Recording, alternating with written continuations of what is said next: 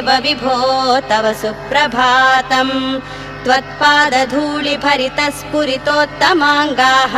स्वर्गापवर्गनिरपेक्ष निजान्तरङ्गाः कल्पागमाकलनयाकुलतां लभन्ते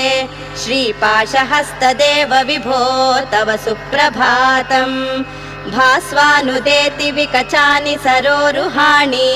सम्पूरयन्ति निनदैः ककुबो विहङ्गाः श्रीवैष्णवा सततमर्थितमङ्गलास्ते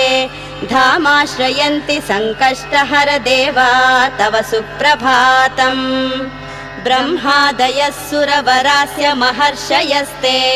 सन्तः सनन्दनमुखास्त्वतयोगिवर्याः धामान्तिके तव हि मङ्गलवस्तुहस्ताः श्रीप्रसन्नवदन देवा तव सुप्रभातम् इत्थं श्रीविनायक